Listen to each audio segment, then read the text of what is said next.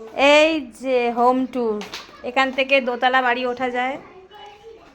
আর এটা হচ্ছে রান্নাঘর।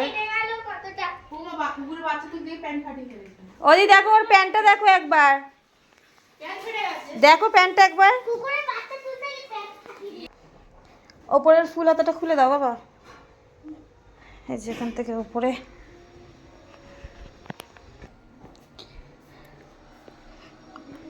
ছাদ। ঠিক আছে, ছাদে পরে যাওয়া যাবে, তার আগে তোমাদের একটা ভালো জিনিস দর্শন করাই। দেখো, এই দেখো,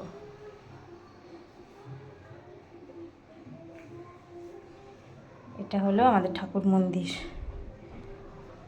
এটা হলো ছাদ, এই একটা রুম এদিকে,